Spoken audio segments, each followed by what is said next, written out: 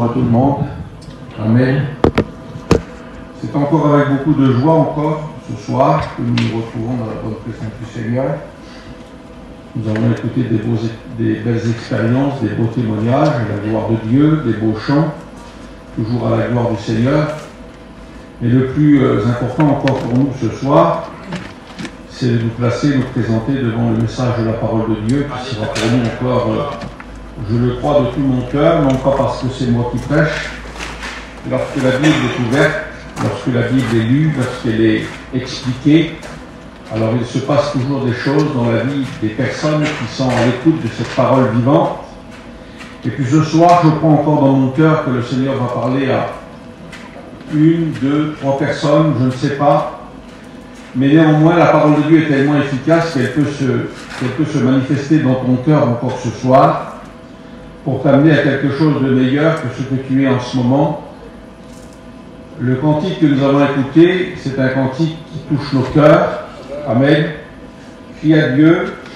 Et depuis la nuit des temps, Dieu a toujours invité les hommes à crier à lui, à faire appel à lui. Aussi méchants que nous soyons, aussi durs que nous sommes parfois, Dieu nous a toujours appelés à nous tourner vers lui. Alors on va citer des versets d'Écriture, comme le psaume 34 et le verset 7, où il est dit que quand un malheureux crie, l'Éternel l'entend. Le Seigneur n'attend pas de nous une grande dédicace, une grande prière bien écrite, bien formulée, avec des mots pesés, non. Le cri du cœur, simplement, le cri du cœur d'un jeune garçon, d'une jeune fille suffit pour faire mouvoir le bras de Dieu. Parce que lorsque le bras de Dieu intervient dans la vie d'une personne, que l'on ait 80 ans, que l'on ait 50 ans, que l'on ait 30 ans, que l'on ait 20 ans, que l'on ait 15 ans, lorsque le bras de Dieu se mouvoit dans la vie d'une personne, c'est un changement. Parce que le Seigneur peut opérer des changements dans vos vies encore ce soir. L'homme ne peut pas se changer lui-même. On a beau avoir des bonnes intentions, des bons désirs. Parfois, on se dit, en nous-mêmes, on se dit, je vais me mettre chrétien, ça ira mieux. Mais de toi-même, tu ne peux pas te mettre chrétien. Il faut une intervention du Seigneur dans ta vie. Il faut une action de Dieu dans ta vie.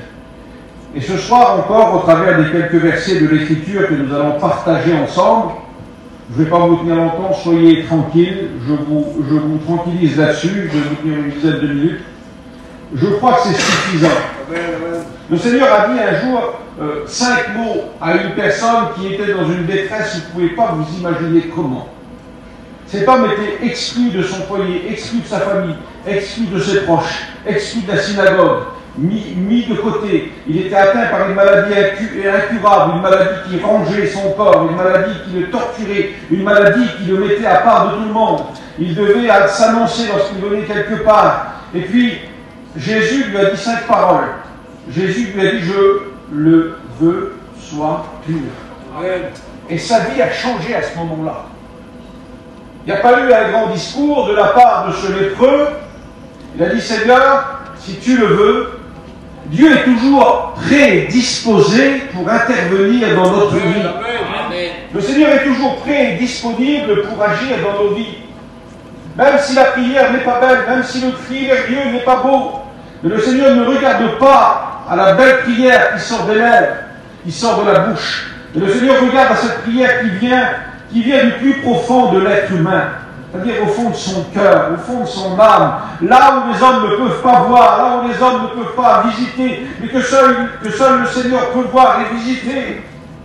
Alors ce soir, on va aller à l'essentiel. Je remercie le Seigneur de me donner l'occasion de prêcher la parole de Dieu. Je remercie mes frères, le frère Sonny, le frère Jimmy, les garçons, les futurs étudiants qui m'ont téléphoné pour venir faire la réunion. On va prier le Seigneur avec Jason. Il va prier 1 minute. Et ensuite, je vais prêcher pas trop longtemps. On fait comme ça? Amen. Gloire à Dieu. Seigneur, nous te disons merci. Seigneur. Nous te disons merci pour ta grâce. Merci d'être là, Seigneur. Je demande, s'il te plaît, de disposer nos cœurs. Dispose l'assemblée, Seigneur Jésus.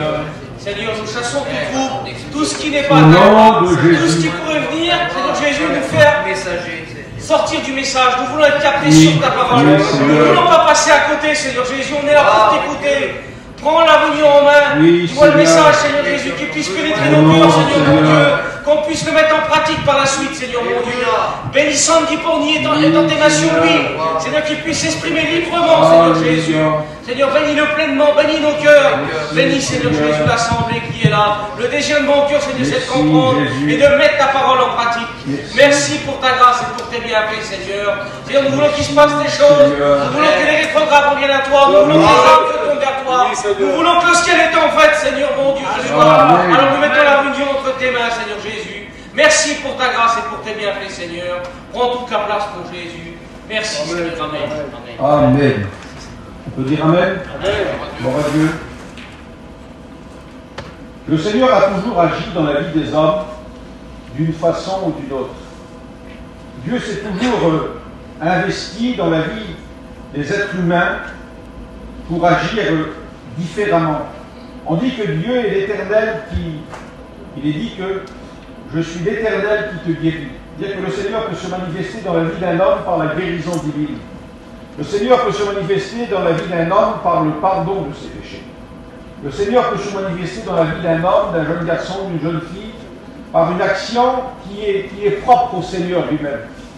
Rappelons-nous lorsque ce grand peuple immense, qui était le peuple hébreu, le peuple d'Israël, était en proie au tourment, à la servitude, au coup, à la maltraitance, aux humiliations, aux travaux forcés en Égypte. La Bible dit, je ne veux pas vous parler là-dessus, mais c'est juste pour introduire. La Bible dit que pendant 430 ans, plus de 4 siècles, imaginez-vous un petit peu, dans l'esclavage, dans la souffrance, dans les coups, dans les pleurs, dans les souffrances, dans l'humiliation, sous la servitude d'un peuple qui était méchant, sanguinaire, avec un homme qui s'appelait Pharaon, méchant, sanguinaire, semblable au caractère de l'ennemi de notre âme, qui est tout aussi sanguinaire et méchant, et qui a juré la perte de ceux qui n'appartiennent pas au Seigneur. Et Dieu s'est révélé à Moïse comme ça. Il se révèle à Moïse, il lui dit, je suis descendu pour les délivrer. La Bible nous apprend à ce moment-là que Dieu est un Dieu de délivrance. Amen. Qui aurait besoin d'une délivrance? Pourquoi a-t-on besoin d'être délivré? La Bible dit que dans le premier livre de la Bible, le livre de la Genèse, Adam et Ève se sont enchaînés eux-mêmes à cause de leur propre désobéissance, parce qu'ils ont vu, ils ont regardé une chose qui les a attirés, qui les a amorcés, qui les a séduits, et qui par la ruse du diable qui était là sous l'aspect du serpent, et il a parlé à Ève, il l'a séduite, il lui a vendu quelque chose, et à ce moment-là, les hommes se sont rendus esclaves de quelque chose de plus fort qu'eux. Cette chose-là, elle est innée malheureusement dans tous les êtres humains. L'enfant, le nouveau-né vient au monde pécheur, pécheresse. Le petit garçon, la petite fille, nouveau-né, bébé, vient au monde pécheur, pécheresse. Il n'est pas perdu parce qu'il est encore à l'état d'innocence, mais il est conçu, il est né dans le péché. C'est comme ça, c'est le péché originel. Et Adam et Ève nous ont mis dans l'embarras, dans des problèmes, dans des difficultés, dans des ennuis. Et le plus grand problème de la jeunesse aujourd'hui, c'est le péché. Le plus grand problème de la jeunesse ou de l'humanité tout entière aujourd'hui, c'est le péché. Et la Bible nous apprend ceci. La Bible m'apprend cela, que dans le livre de la Genèse, au chapitre 45 et le verset 7, un homme un jour qui est un type de Christ a parlé donc à son peuple qui était là. Et c'est ce que Joseph va dire ce jour-là. Dieu m'a envoyé. C'était un peu comme le Seigneur. Dieu avait envoyé Jésus, son Fils, pour nous. Dieu m'a envoyé devant vous. Dieu a envoyé son Fils Jésus pour nous, devant nous, comme successeur, comme substitut pour prendre notre place. Parce que les hommes sans Dieu, ce n'est pas moi qui le dis, mais c'est le Seigneur Jésus lui-même. Alors Adam et Ève ont péché au départ, au commencement, et ils ont plongé la race humaine, c'est-à-dire l'humanité tout entière. Oui, mais que les voyageurs, non. Les gadgets aussi. Oui, mais que les gadgets en France, non. Les gadgets dans le monde entier. Les Américains, les Chinois, les Africains, les Européens. Le péché a touché l'humanité tout entière. Le péché s'est introduit d'une forme... le péché n'est pas palpable. on ne peut pas le toucher. Mais par contre, on peut le pratiquer. Le péché, on peut pas le voir. Il est invisible, mais il est gravé dans ta peau. Il coule dans tes veines. Il est dans tes gènes, dans ta génétique. Et même si au fond de ton cœur, d'enfant, tu te disais autrefois, mais moi je ne fumerai pas, plus tard je vais être chrétien, moi je ne ferai pas ceci, je ne ferai pas cela, lorsque l'adolescence a commencé à se manifester, à grandir, alors les mauvais désirs prennent naissance. Et le Seigneur Jésus dit ça dans l'évangile de Jean, chapitre 8 et le verset 34. Jésus dit quiconque. Alors quiconque, c'est qui? Quiconque, c'est toi et c'est moi. Ça veut dire c'est le monde entier. Quiconque se livre au péché. Et c'est ce que Adam et Ève ont fait ce jour-là, dans ce jardin paradisiaque en Éden. Ils se sont livrés, ils se sont offerts au péché, au mal, à la séduction, aux tentations. La tentation a frappé, et puis automatiquement, devant la tentation, ils n'ont pas pu résister. Ils n'ont pas pu dire non. Ils ont essayé d'argumenter. Il lui a dit ceci, il lui a dit cela. Mais ce n'était pas assez fort en eux, la parole de Dieu. La tentation était trop forte. Et celui qui était face à Ève avait un langage trop séducteur. Alors elle s'est laissée entreprendre dans ce péché, elle s'est laissée prendre dans ce péché. Jésus dit ça, quiconque se livre au péché est esclave du péché. Alors qui est celui qui a besoin d'être délivré?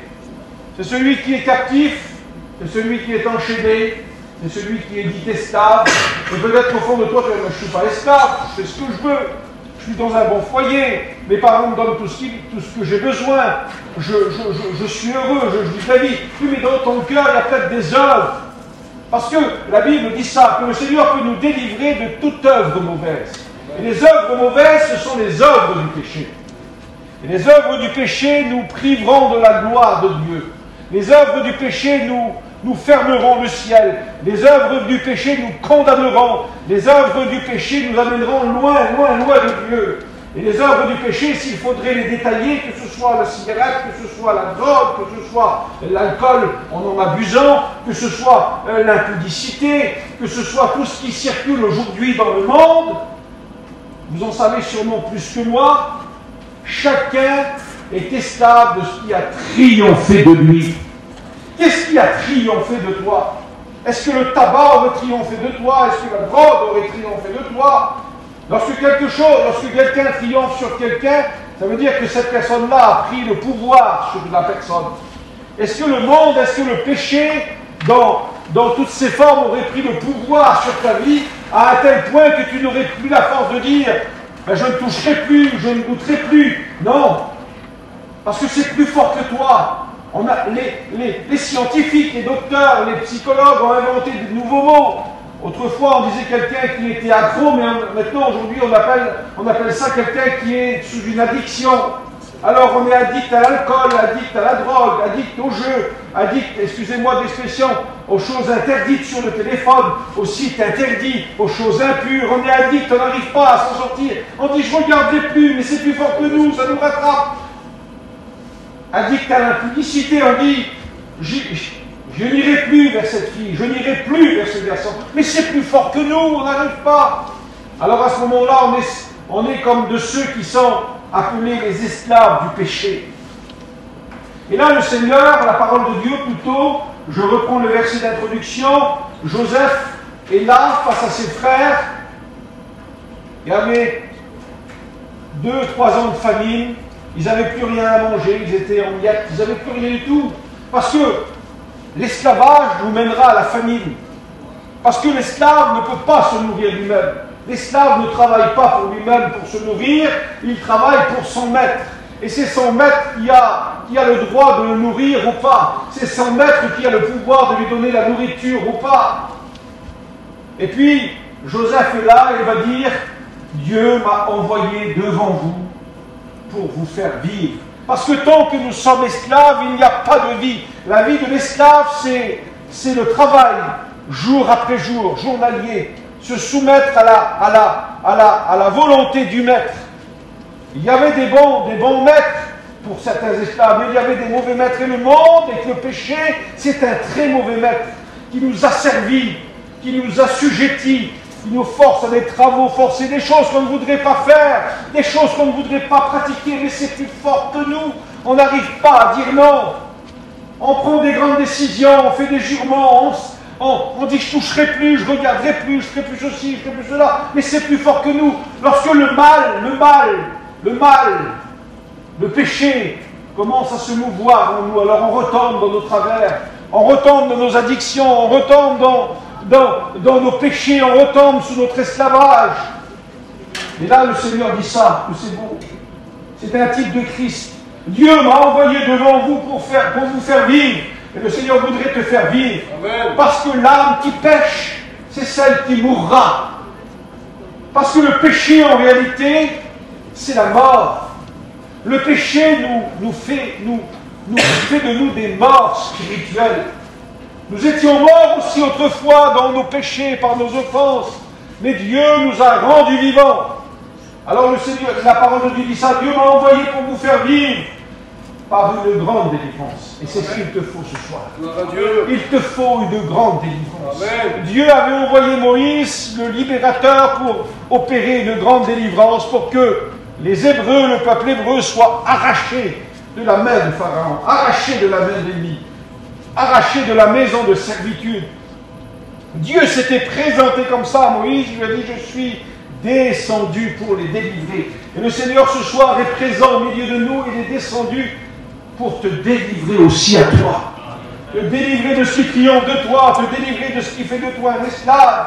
Quiconque se livre au péché est esclave du péché. Mais Jésus est venu pour libérer les captifs. Le captif, c'est celui qui se croit en liberté, mais qui en réalité n'est pas libre. Le captif, c'est comme l'animal qui est en captivité, dans une grande réserve animale. Il y a de la place, il y a des hectares et des hectares et des hectares de terrain pour marcher, pour courir. Et l'animal ne sait pas qu'au bout de tout ça, il est encerclé. Et c'est ce que le monde fait. Le monde veut faire de nous des captifs. C'est ce que tu es peut-être, captif. Captif de tes liens, captif de tes émotions, captif de tes mauvaises pensées, captif de ce qui a triomphé de toi. Il y a un beau verset dans la parole de Dieu, parce que la délivrance, c'est un mot qui signifie s'échapper. Le Seigneur voudrait te faire échapper ce soir. Amen. À ce grand malheur qui est au-dessus de ta tête. Le plus grand des malheurs, c'est la perdition. Le plus grand des malheurs, c'est que le péché nous ferme les portes du ciel. C'est ça le plus grand des malheurs. Demain, il nous arrive malheur. Où vas-tu passer l'éternité? Je ne suis pas là pour te porter malheur, mais je te mets juste devant l'évidence. Alors la délivrance, c'est échapper. La délivrance, c'est sauver. La délivrance, c'est le salut. La délivrance, c'est secouru. C'est ce que ce mot veut dire. Délivrance. Et ce soir, si tu te sens dans ton cœur, si tu te sens comme une âme perdue, à la dérive, de droite et de gauche, alors crie au Seigneur Jésus. Il sera ton secours. La Bible dit ça dans le livre du prophète Ésaïe, chapitre 51, le verset 14. Quel beau verset d'espérance. C'est un verset qui est plein d'espoir. Et le Seigneur dit ça, bientôt, celui qui est courbé, parce que les esclaves sont courbés à force de travailler, à force d'être enchaînés, parce que le péché nous courbe, le péché nous écrase, le péché nous humilie, le péché nous fait que regarder sur la terre, cette terre de misère. Rappelons-nous cette femme dans la parole de Dieu, qui était courbée depuis 18 ans. Son regard était malheureusement que sur la terre. Elle ne pouvait pas se redresser pour regarder le ciel, parce que lorsqu'on regarde vers le ciel, c'est le symbole de la délivrance. Et ce soir, j'aimerais te dire au nom de Jésus qu'il y a une grande délivrance pour toi, prête, préparée par Dieu. Et là, la Bible dit ça, bientôt celui qui est courbé sous les fers, parce que les fers, il y en a beaucoup, il y a des fers différents. Les fers, c'est le péché qui nous les met. Des fers aux pieds, des fers aux mains. On est esclave. On ne peut pas faire ce qu'on veut. On voudrait plaire à Dieu, on voudrait se sanctifier. On voudrait essayer d'être chrétien, mais on ne peut pas. On a les fers aux pieds, on a les fers aux mains. Mais bientôt, celui qui est courbé sous les fers sera délivré. Alléluia. Il ne mourra pas dans la fosse, et la fosse, c'est le symbole de la bénédiction. Et son pain ne lui manquera pas. L'esclave ne peut pas se nourrir lui-même. L'esclave dépend de son maître. C'est le maître qui nourrit l'esclave. Et j'aimerais te dire au nom de Jésus ce soir, si celui qui est venu pour libérer les captifs viens et délivre ta vie, alors il te donnera la nourriture convenable. Parce que le Seigneur Jésus, ce n'est pas un mauvais maître, c'est un bon maître. Alléluia. Il est dit ça dans la parole de Dieu et j'ai pratiquement terminé. Je vous cite un dernier verset de la parole de Dieu. Paul dit ça, 2 Timothée chapitre 4 et verset 18. L'affirmation de Paul, la conviction de Paul dans son cœur. Le Seigneur me délivrera de toute œuvre mauvaise. Alors, quelles que soient les œuvres que tu pratiques, les œuvres du péché, les œuvres de la désobéissance, les œuvres qui sont contraires à la vie de Dieu, les œuvres de la chair, les fruits de la chair qui se manifestent dans ta vie, le Seigneur peut t'en délivrer ce soir entièrement. Le Seigneur te délivre de toute œuvre mauvaise. Pourquoi? Parce qu'il est écrit ça dans la parole de Dieu. C'était pour nous, c'était nous autrefois, lorsque jadis nous étions loin du Seigneur, perdus dans nos fautes, perdus dans notre péché, perdus dans notre égarement, perdus dans nos misères, perdus dans nos liens, perdus et écrasés sous les chaînes. Le Seigneur a délivré son peuple, Israël, avec Moïse. Le Seigneur a délivré son serviteur, son sang, les Philistins. C'est un Dieu de délivrance. Et ce soir, il peut te délivrer aussi à toi. Combien de fois que le Seigneur a opéré la délivrance au milieu de son peuple. Il y en a parmi nous ce soir qui ont été délivrés d'alcool, délivrés du tabac, délivrés des choses de la vie, délivrés du vice, délivrés des liens. Et ce soir, le Seigneur peut te délivrer aussi à toi. Oui, il nous a délivrés, dira Paul aux Colossiens, chapitre 1er, le verset 13. Il nous a délivrés de la puissance des ténèbres.